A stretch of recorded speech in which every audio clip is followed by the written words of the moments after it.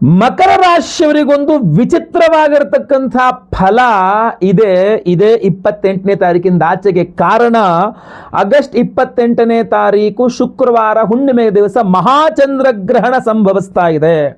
ಈ ಮಹಾಚಂದ್ರಗ್ರಹಣ ನಿಮಗೆ ಅಂದರೆ ಮಕರ ರಾಶಿಯವರಿಗೆ ವಿಚಿತ್ರಾತಿ ವಿಚಿತ್ರವಾದ ಫಲವನ್ನು ನೀಡಲಿದೆ. ಕಾರಣ ನಿಮ್ಮ ರಾಶಿಯಿಂದ 2ನೇ ರಾಶಿಯಲ್ಲಿ ಗ್ರಹಣ ಅಂದರೆ ಶತವಿಷ ನಕ್ಷತ್ರ ಕುಂಭ ರಾಶಿಯಲ್ಲಿ ಗ್ರಹಣ ಸಂಭವಿಸ್ತಾ ಇರೋದ್ರಿಂದ ನಿಮಗೆ ಮಕರ ರಾಶಿಯವರಿಗೆ ಇದು ವಿಚಿತ್ರವಾಗಿರತಕ್ಕಂಥ ಫಲ ಅಂತ. ಏನೇನು ವಿಚಿತ್ರ ಆಗಲಿದೆ, ಏನೇನು ಎಡವಟ್ಟುಗಳಾಗಬಹುದು, ಹೆಂಗೆ ಸರಿ ಮಾಡ್ಕೊಳ್ಳೋದನ್ನ, ಏನು ಪರಿಹಾರ ಎಲ್ಲದನ್ನು ಸಹ ತಿಳಿಸ್ತೇನೆ. ದಯವಿಟ್ಟು ವಿಡಿಯೋನ ಲೈಕ್ ಮಾಡ್ಲಿಕ್ಕೆ ಮರಿಬೇಡಿ. WhatsApp, Facebook, messenger, Telegram, Instagram ಎಲ್ಲ ಕಡೆ ಸಾಮಾಜಿಕ ಜಾಲತಾಣಗಳಲ್ಲಿ ವಿಡಿಯೋ ಲಿಂಕ್ನ ಶೇರ್ ಮಾಡಿಬಿಡಿ. ಪ್ರತಿಯೊಬ್ಬ ಮಕರ ರಾಶಿಯವರಿಗೆ ವಿಡಿಯೋ ರೀಚ್ ಆಗಬೇಕು, ಎಲ್ಲರಿಗೂ ಒಳ್ಳೆಯದಾಗಬೇಕು. ಅಷ್ಟೇ ಅಲ್ಲ, ನೀವು ಫೇಸ್ಬುಕ್ಕಲ್ಲಿ ಇನ್ಸ್ಟಾಗ್ರಾಮ್ ವಿಡಿಯೋ ನೋಡ್ತಾ ಇದ್ರೆ ನಮ್ಮ ಚಾನಲ್ನ, ನಮ್ಮ ಪೇಜ್ನ ಫಾಲೋ ಮಾಡಲಿಕ್ಕೆ ದಯವಿಟ್ಟು ಮರಿಬೇಡಿ. ಯೂಟ್ಯೂಬಲ್ಲಿ ನೋಡ್ತಾ ಇದ್ರೆ ನಮ್ಮ ಚಾನಲ್ ಸಬ್ಸ್ಕ್ರೈಬ್ ಮಾಡ್ಕೊಳ್ಳೋದು ದಯವಿಟ್ಟು ಮರಿಬೇಡಿ. ಓಂ ಚಂದ್ರಾಯ ನಮಃ ಅಂತ ಕೆಳಗಡೆ ಕಮೆಂಟ್ ಮಾಡಿ, ಖಂಡಿತವಾಗಿ ಒಳ್ಳೆಯದಾಗಲಿ. ನಮಸ್ಕಾರ, ನಾನು ವಿಠಲ್ ಭಟ್ ಮಾತಾಡ್ತಾ ಇರತಕ್ಕಂಥದ್ದು. ಮಹಾಚಂದ್ರಗ್ರಹಣ ಆಚರಣೆ ಇಲ್ಲ. ಯಾಕೆ ಆಚರಣೆ ಇಲ್ಲ ಅಂತಂದರೆ ಬಹುಮುಖ್ಯವಾಗಿ ಇದು ಹಗಲಿನಲ್ಲಿ ಸಂಭವಿಸುವಂತಹ ಮಹಾಚಂದ್ರಗ್ರಹಣ.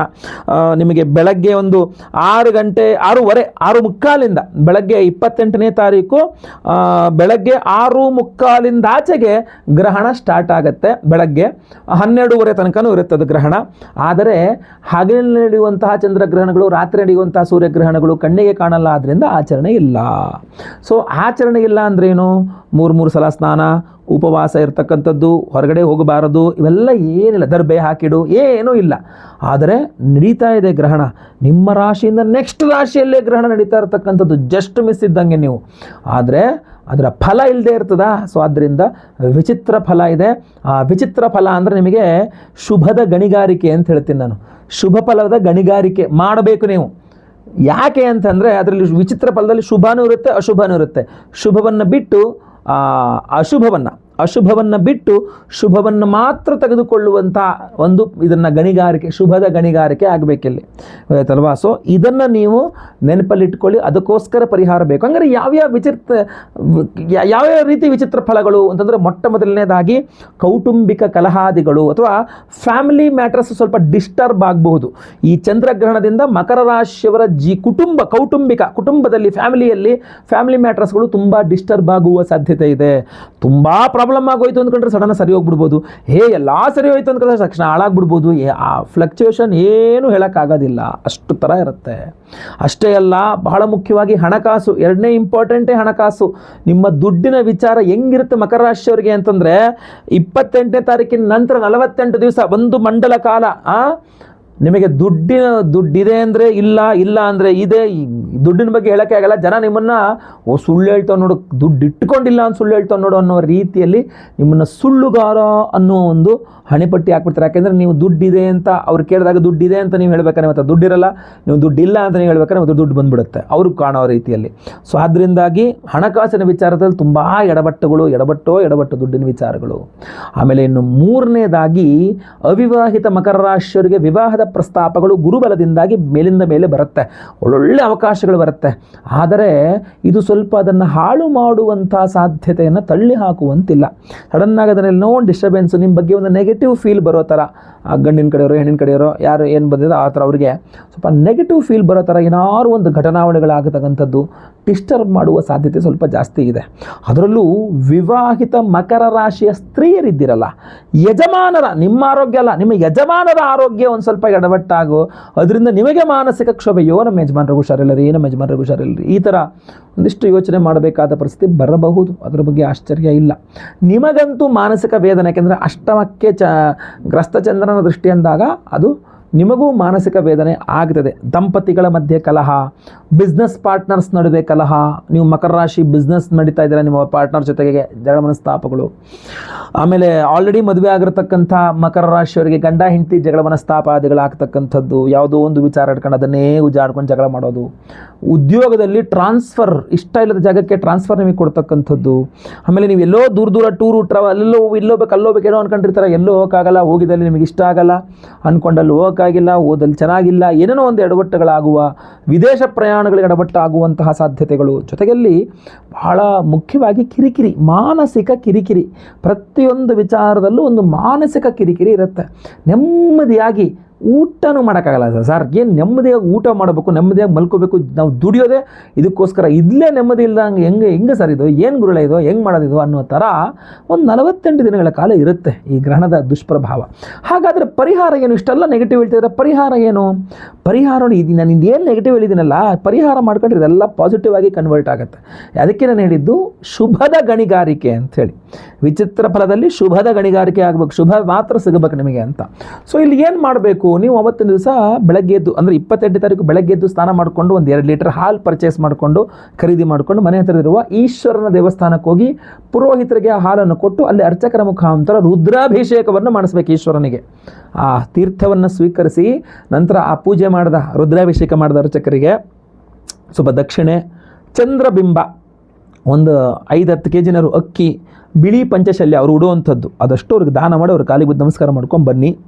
ಇದೊಂದು ಸಿಂಪಲ್ ಪರಿಹಾರ ನೀವು ಮಾಡಬಹುದಾಗಿರ್ತಕ್ಕಂಥದ್ದು. ಇಲ್ಲ ಪವರ್ಫುಲ್ ಆಗಿರ್ತಕ್ಕಂಥ ಪರಿಹಾರ ಬೇಕು ಅಂದ್ರೆ ಅದಕ್ಕಿನ್ನೂ ಅದ್ಭುತವಾದ ಪರಿಹಾರ ಇದೆ, ಅದು ಹೇಳ್ತೇನೆ ನಿಮಗೆ. ಆಗಸ್ಟ್ 28ನೇ ತಾರೀಕು ಹುಣ್ಣಿಮೆ ಶುಕ್ರವಾರ, ರಕ್ಷಾಬಂಧನದ ದಿವಸವೇ, ಅದು ಸಹ ಚಂದ್ರಗ್ರಹಣದ ಸಮಯದಲ್ಲಿಯೇ ನಮ್ಮ ಯಾಗಶಾಲೆಯಲ್ಲಿ ವಿಶೇಷವಾಗಿರತಕ್ಕಂಥ ದೇವತಾರಾಧನೆ ಪರಿಹಾರಗಳನ್ನು ಮಾಡ್ತಾ ಇದ್ದೇವೆ.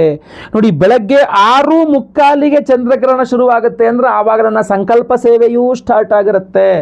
ನಿಮ್ಮ ಹೆಸರು ಲೈವಲ್ಲಿ ನಾನೇ ಕೂತ್ಕೊಂಡು ಗ್ರಹಣದ ಸಮಯದಲ್ಲಿಯೇ ನಿಮ್ಮ ಹೆಸರನ್ನ ಸಂಕಲ್ಪ ಮಾಡಲಿದ್ದೇನೆ. ಅಷ್ಟೇ ಅಲ್ಲ, ಗ್ರಹಣದ ಸಮಯದಲ್ಲಿ ಹೋಮಾದಿಗಳನ್ನೆಲ್ಲ ಆರಂಭ ಮಾಡಿಬಿಡ್ತೇವೆ ನಾವು. 10:30 ಹೋಮಗಳೆಲ್ಲ ಶುರುವಾಗುತ್ತೆ, 12:45 ಚಂದ್ರಗ್ರಹಣ ಇರ್ತದೆ. ಸೊ ಚಂದ್ರಗ್ರಹಣದ ದಿವಸವೇ ಅಂದರೆ 28ನೇ ತಾರೀಕು ಶುಕ್ರವಾರ ನಮ್ಮ ಯಾಗಶಾಲೆಯಲ್ಲಿ ನಾವು ಸಹಸ್ರ ಚಂದ್ರ ಶಾಂತಿ ಹೋಮ, 1008 ಸಂಖ್ಯೆಯಲ್ಲಿ ಚಂದ್ರಗ್ರಹಣಕ್ಕೆ ಹೋಮವನ್ನು ಮಾಡ್ತಾ ಇದ್ದೇವೆ. ಅತ್ಯಂತ ಪವರ್ಫುಲ್ ಆಗಿರತಕ್ಕಂಥ ಹೋಮವಾಗಿರುತ್ತೆ. ಬಹಳಷ್ಟು ಜನ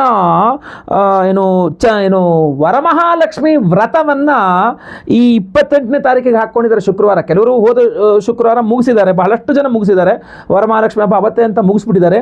ಇನ್ನೂ ಕೆಲವಿಷ್ಟು ಜನ 28ನೇ ತಾರೀಕಿಗೆ ಅಂತ ಇಟ್ಕೊಂಡಿದ್ದಾರೆ. ಸೊ ಹುಣ್ಣಿಮೆ ದಿವಸ ಆದ್ರಿಂದ ವರಮಹಾಲಕ್ಷ್ಮಿಗೆ ಬಹಳ ಶ್ರೇಷ್ಠ, ಆದ್ರಿಂದ ನಾವು ವರಮಹಾಲಕ್ಷ್ಮಿ ಮಂತ್ರ ಹೋಮವನ್ನು ಸಹ ಮಾಡ್ತಾ ಇದ್ದೇವೆ. ಸಂತಾನ ಗೋಪಾಲಕೃಷ್ಣ ಹೋಮ, ಆಶ್ಲೇಷ ಬಲಿ ಪೂಜೆ, ಸರ್ಪಶಾಂತಿ ಹೋಮ, ಹಲವಾರು ವಿಶೇಷವಾದ ಹೋಮಗಳಿದೆ. ನಿಮಗೆ ಬಹಳ ಮುಖ್ಯವಾಗಿ ನಾನು ಹೇಳ್ತಕ್ಕಂಥದ್ದು, ಪರಿಹಾರ ಸ್ವರೂಪ ಹೇಳ್ತಕ್ಕಂಥದ್ದು, ಗ್ರಹಣ ಇರೋದ್ರಿಂದ ಸಹಸ್ರ ಚಂದ್ರ ಶಾಂತಿ ಹೋಮ, ಎಂಥ ಪವರ್ಫುಲ್ ಆಗಿರತಕ್ಕಂಥ ಹೋಮವನ್ನು ಮಾಡಿ ಈ ವಿಶೇಷವಾದ ಪ್ರಸಾದ ಬ್ರೇಸ್ಲೆಟ್ ನಿಮಗೆ ಕಾಣ್ತಾ ಇದೆಯಲ್ಲ, ಈ ವಿಶೇಷವಾದ ಬ್ರೇಸ್ಲೆಟ್ ಸಪ್ತಚಕ್ರ ಬ್ರೇಸ್ಲೆಟ್, ಇದರಲ್ಲಿ 7 ವಿಧದ ವಿಶೇಷವಾದ ಉಪರತ್ನಗಳಿರ್ತದೆ, ನೀವು ಕಾಣಿಸ್ಕೊಳ್ಳಬಹುದಾಗಿರ್ತದೆ. ಇದರಲ್ಲಿ 7 ವಿಧದ ವಿಶೇಷವಾದ ಉಪರತ್ನಗಳು, 8ನೇಯ ನೀಲಮೇಘವರ್ಣಿಕಾ ರತ್ನಗಳು ಸಹ ಇದೆ. ಇದರಲ್ಲಿ ನಿಮಗೆ ಧನಾಕರ್ಷಕ ಮಣಿಯಿಂದ ಹಿಡಿದು ಪ್ರತಿಯೊಂದು ವಿಶೇಷವಾಗಿರತಕ್ಕಂಥ ಒಂದು ನಿಮ್ಮ ಆರೋಗ್ಯ ಬಾಧೆ ಪರಿಹಾರ ಮಾಡೋಕ್ಕೆ, ನಿಮ್ಮ ರಿಯಲ್ ಎಸ್ಟೇಟ್ ಭೂಮಿ ಸಂಬಂಧಿತ ವ್ಯವಹಾರಗಳನ್ನು ಸರಿ ಮಾಡಿಕೊಡೋಕ್ಕೆ, ನಿಮ್ಮ ಆರ್ಥಿಕ ಬಾಧೆಗಳನ್ನು ಪರಿಹಾರ ಮಾಡ್ಕೊಳ್ಳೋಕ್ಕೆ, ನಿಮ್ಮ ವ್ಯವಹಾರಗಳನ್ನು ಸರಿ ಮಾಡ್ಕೊಳ್ಳೋಕ್ಕೆ, ನಿಮ್ಮ ನಾಲೆಡ್ಜ್ ಜ್ಞಾನ ವೃದ್ಧಿ ಮಾಡಲಿಕ್ಕೆ, ನಿಮ್ಮ ಸಪ್ತಚಕ್ರ ಅಂತಂದಾಗ ಬ್ರಾಸ್ಲೆಟ್ ಅಂದಾಗ ನಿಮ್ಮ ಸೂಕ್ಷ್ಮ ಶರೀರಕ್ಕೆ ಒಂದು ರಕ್ಷಣೆಯನ್ನು ಕೊಡುತ್ತೆ. ಯಾವುದೇ ನೆಗೆಟಿವ್ ಎನರ್ಜೀಸ್ ನಿಮಗೆ ತಾಗದೇ ಇರುವಂಗೆ ನಿಮಗೆ ಒಂದು ಅದ್ಭುತವಾದ ರಕ್ಷಣೆಯನ್ನು ಕೊಡುವಂತಹ ಒಂದು ಅದ್ಭುತವಾದ ಸಪ್ತಚಕ್ರ ಬ್ರೇಸ್ಲೆಟ್ ಅನ್ನ ಪ್ರತಿಯೊಬ್ಬರಿಗೂ ಸಹ ನಿಮಗೆ ಸಂಕಲ್ಪ ಸೇವೆ ಕೊಟ್ಟವರಿಗೆ ನಾನು ಲೈವಲ್ಲಿ ನಿಮ್ಮ ಹೆಸರು ಸಂಕಲ್ಪ ಮಾಡ್ತೇನೆ. ಎಲ್ಲ ಹೋಮಗಳು ಲೈವ್ ನೋಡ್ತೀರಾ. ಚಂದ್ರಗ್ರಹಣದ ಸಮಯದಲ್ಲಿಯೇ, ಚಂದ್ರಗ್ರಹಣ ದಿವಸ ಚಂದ್ರಗ್ರಹಣ ಸಮಯದಲ್ಲಿಯೇ ಹೋಮಗಳೆಲ್ಲ ಆಗ್ತದೆ. ಅದೇ ರೀತಿ ಈ ಎಲ್ಲ ಬ್ರೇಸ್ಲೆಟ್ಗಳನ್ನು ಹೋಮದಲ್ಲಿ ಎನರ್ಜೈಸ್ ಬೇರೆ ಮಾಡ್ತೀವಿ ನಾವು. ನಂತರ ಅಂದರೆ 28ನೇ ತಾರೀಕು ಆದಮೇಲೆ 29 ಶನಿವಾರ ಇದೆ, ಶನಿವಾರವೇ ಆದರೆ ಅವತ್ತೇ ಕಳಿಸ್ಕೊಟ್ಟು ಬಿಡ್ತೇವೆ, ಇಲ್ಲ ಸೋಮವಾರ ಆದರೂ ಪರವಾಗಿಲ್ಲ. ನಾವು ನಿಮಗೆ ಎಲ್ಲ ಹೋಮಗಳ ಭಸ್ಮ, ನಾಗಾರಾಧನೆಯ ಅರಿಶಿನ ಪ್ರಸಾದ ಸಹಿತ ಈ ವಿಶೇಷವಾದಂತಹ ಸಪ್ತಚಕ್ರ ಬ್ರೇಸ್ಲೆಟ್ ಪ್ರತಿಯೊಬ್ಬ ಸಂಕಲ್ಪ ಸೇವಾಕರ್ತಗಳಿಗೆ ಒಂದು ಸಂಕಲ್ಪ ಸೇವೆಗೆ ಒಂದು ಬ್ರೇಸ್ಲೆಟ್ ಅಂತ ನಾನು ಕಳಿಸ್ಕೊಡ್ತೇನೆ. ದಯವಿಟ್ಟು ನಿಮ್ಮ ಹೆಸರು, ಗೋತ್ರ, ನಕ್ಷತ್ರ, ರಾಶಿ, ವಿಳಾಸ ಎಲ್ಲ ವಾಟ್ಸಪ್ ಮಾಡ್ಕೊಳ್ಳಿ. ಇಲ್ಲ ನಿಮ್ಮ ಮನೆಯವರಲ್ಲಿ ಯಾರಿಗಾರು ಗ್ರಹಣ ದೋಷ ಇದೆಯಾ ಅವ್ರಿಗೋಸ್ಕರ ಸಪ್ರೇಟಾಗಿ ಅವ್ರ ಹೆಸರಲ್ಲೂ ಕೊಟ್ಕೊಳ್ಳಿ. ಒಬ್ಬೊಬ್ಬರಿಗೆ ಒಂದೊಂದು ಬ್ರೇಸ್ಲೆಟ್ ಕೊಡ್ತಾ ಇದ್ದೀನಿ. ಯಾರು ಎಷ್ಟು ಜನ ಇದ್ದಾರೋ ಅಷ್ಟು ಜನ ಸಂಕಲ್ಪ ಸೇವೆಗೆ ಕೊಡ್ತೀರೋ ಅಷ್ಟು ಬ್ರೇಸ್ಲೆಟ್ಗಳು ಕೊಡ್ತೀನಿ. ಪ್ರತಿಯೊಬ್ಬರು 48 ದಿನಗಳ ಕಾಲ ಒಂದು ಮಂಡಲ, ಅಖಂಡ ಮಂಡಲ ಈ ಒಂದು ಬ್ರೇಸ್ಲೆಟ್ನ ಧಾರಣೆ ಮಾಡ್ಕೊಳ್ಳಿ. ಯಾಕಂದರೆ ಮಹಾಚಂದ್ರಗ್ರಹಣದ ಒಂದು ಸುಸಂದರ್ಭದ ದಿವಸ ಸಹಸ್ರ ಚಂದ್ರ ಶಾಂತಿ ಹೋಮ ಹಾಗೂ ವಿಶೇಷವಾದ ಹೋಮಗಳಿಂದ ಎನರ್ಜೈಸ್ ಮಾಡಿರುವಂಥದ್ದು. ಸರ್ಪದೋಷಗಳು ಪರಿಹಾರ ಆಗುತ್ತೆ. ಉದ್ಯೋಗ, ಆರೋಗ್ಯ, ವ್ಯಾಪಾರ ವ್ಯವಹಾರಾದಿ, ವಿವಾಹ, ದಾಂಪತ್ಯ, ಸಂತಾನಾದಿ ಎಲ್ಲ ವಿಚಾರಗಳು. ಯಾಕಂದರೆ ಸಂತಾನ ಗೋಪಾಲಕೃಷ್ಣ ಹೋಮದಲ್ಲಿ ಇದು ಎನರ್ಜೈಸ್ ಆಗುತ್ತೆ. ಸೊ ದಯವಿಟ್ಟು ಸಂಕಲ್ಪ ಸೇವೆಗೆ ಹೆಸರು ಕೊಟ್ಕೊಳ್ಳಿ. ಸ್ಕ್ರೀನ್ ಮೇಲೆ ಕಾಣುವಂಥ ನಂಬರ್ಗೆ ನಿಮ್ಮ ಹೆಸರು, ಗೋತ್ರ ಗೊತ್ತಿದ್ರೆ, ನಕ್ಷತ್ರ ಗೊತ್ತಿದ್ರೆ, ನಿಮ್ಮ ರಾಶಿ ಗೊತ್ತಿದ್ರೆ ಹಾಗೂ ವಿಳಾಸ, ಏನೂ ಗೊತ್ತಿಲ್ವ ಹೆಸರು ವಿಳಾಸ ಕಳಿಸ್ಕೊಟ್ರು ಸಾಕು ನಮಗೆ, ಆಯಿತಾ. ಸ್ಕ್ರೀನ್ ಮೇಲೆ ಕಾಣೋ ನಂಬರ್ಗೆ ಬೇಗ ಬೇಗ ವಾಟ್ಸಪ್ ಮಾಡ್ಕೊಳ್ಳಿ. ಕಾಲ್ ಮಾಡಿ, ಆದ್ರೆ ಕಾಲ್ ಮಾಡಿದ್ರೆ ನಿಮಗೆ ವಾಟ್ಸಪ್ ಮಾಡಿ ಅಂತಲೇ ಹೇಳ್ತಾರೆ. ಅದರಿಂದ ದಯವಿಟ್ಟು ವಾಟ್ಸಪ್ಪೇ ಮಾಡಿ ಪ್ರತಿಯೊಬ್ಬರು ಸಹ ಸ್ಕ್ರೀನ್ ಮೇಲೆ ಕಾಣುವಂಥ ಈ ನಂಬರ್ಗಳಿಗೆ. ಒಳ್ಳೆಯದಾಗಲಿ. ವಿಡಿಯೋ ಇಷ್ಟ ಆದರೆ ದಯವಿಟ್ಟು ಲೈಕ್ ಮಾಡ್ಲಿಕ್ಕೆ ಬರಬೇಡಿ. ಪ್ರತಿಯೊಬ್ಬರಿಗೂ ವಿಡಿಯೋ ರೀಚ್ ಮಾಡಿ, ನಿಮ್ಮ ಕೈಲೇ ಸಾಧ್ಯ ಇರತಕ್ಕಂಥದ್ದು. ಸೊ ದಯವಿಟ್ಟು ಈ ಗ್ರಹಣದ ವಿಚಾರ ಎಲ್ಲರಿಗೂ ಗೊತ್ತಾಗಲಿ, ಸಮಸ್ಯೆ ಯಾರಿಗೂ ಆಗದೇ ಇರಲಿ, ಎಲ್ಲರಿಗೂ ಒಳ್ಳೆಯದೇ ಆಗಲಿ ಅಂಥೇಳಿ ದಯವಿಟ್ಟು WhatsApp, Facebook, messenger, Telegram, Instagram ಎಲ್ಲ ಕಡೆ ಶೇರ್ ಮಾಡಿ ಈ ವಿಡಿಯೋನ. ಮುಂದುವರಿದಲ್ಲಿ ಮತ್ತೆ ಪುನಃ ಸಿಗ್ತೇನೆ. ಎಲ್ಲರಿಗೂ ಸಹ ಒಳ್ಳೆಯದಾಗಲಿ. ಲೋಕ ಸಮಸ್ತ ಸುಖಿನೋ ಭವಂತು. ನಾರಾಯಣ ನಾರಾಯಣ ನಾರಾಯಣ.